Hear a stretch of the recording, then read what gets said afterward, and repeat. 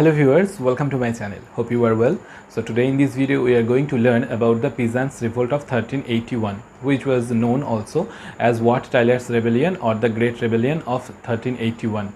That means during the time of Geoffrey Chaucer. Okay, so why should we learn about this? Because we know that literature is the mirror of the age, and as a socio-political reason or as a socio-political aspect, these Peasants Revolt holds an important role in the English society, as that made the foundation of the democracy in England, and for the future rebellions too, such as the suffragette movement, that is the right to vote for the women of the 19th century. Okay, so that is why there is the necessity of knowing about this Peasants Revolt. So there were various issues, there were various reasons behind this Peasants Revolt. We can divide that, we can distinguish that between certain groups like social issues, like religious reasons, the political and economic reasons, and there was a direct reason behind that too. The first one is the social one.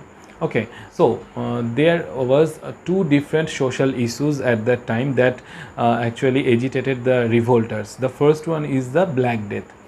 Around the year 1348 to 1351, England had witnessed a huge death toll because of the bubonic plague that was named as the Great Plague or the Black Death of England. In this death toll, we can say half of the population of England were killed. As a result, there was a scarcity amongst these laborers, among these peasants, and as a result, the wages of these hired laborers go very high. So to check these wages, the lords, or we can say the upper class, actually passed a new law, or we can say new statute. The name of this statute was the Statute of the Laborers of 1351. As per this new statute, there were certain regulations that the peasants and the hired laborers or the serfs had to follow.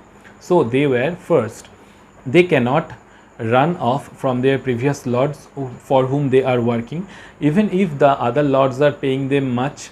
Second one is their wage structure was set as per the wage structure of 1347, that means before the bubonic plague came to England.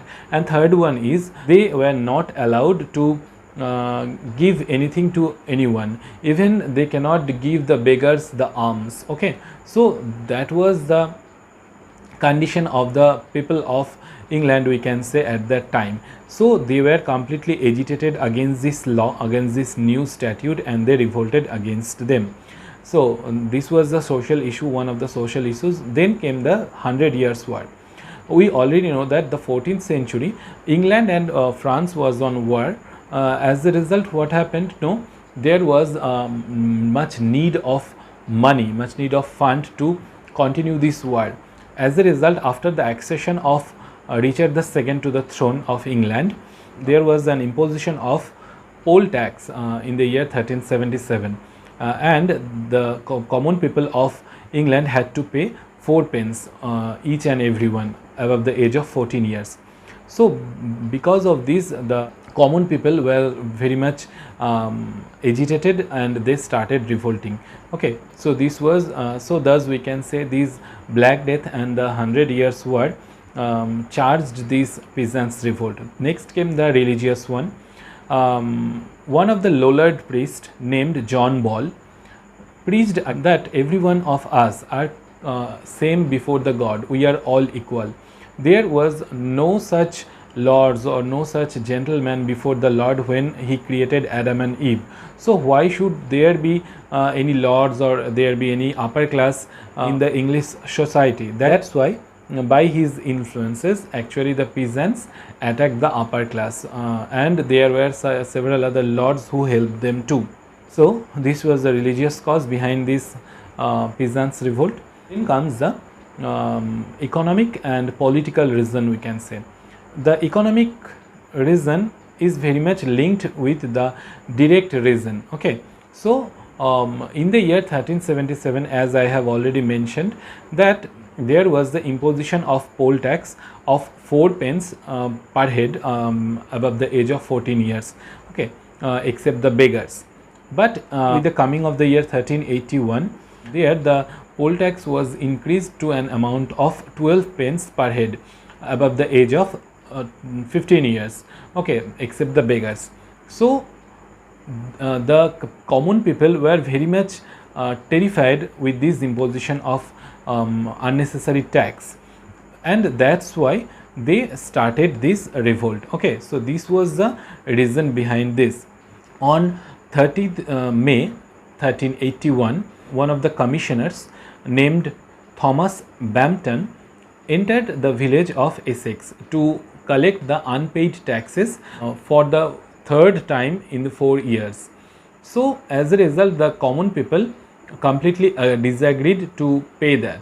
So when Bampton took some steps against this, actually the agitated mob attacked on him and he was murdered in this incident. After this, they met with Wat Tyler, one of the ex-soldiers, and under his leadership they actually moved towards London. On the 13th day of June 1381, they reached before the gate of London. Someone opened the gate of London, and as a result this agitated mob actually entered London, and they started looting the Tower of England. They killed or we can say they beheaded the Archbishop of Canterbury, who along with them several other officers were also killed in the hands of this mob, okay. So thus this rebellion was completely became uncontrollable. On 14th June 1381, Richard II, the King of England, met with one of the leaders at Miles End. They demanded from the king that the serfdom should be completely abolished and there must be freedom of these people. So the king actually acceded to this, he completely agreed to this. But on the next day, this leader met with Wat Tyler, but Wat Tyler didn't actually agree with this previous decision between this leader and the king. He wanted to add some other issues to this agreement, and he wanted the king to agree upon this. So at that time, the mayor of London attacked Wat Tyler and he was killed in that combat. After the death of Wat Tyler, this revolt, this Peasants Revolt was completely put down and they were completely dispersed from London.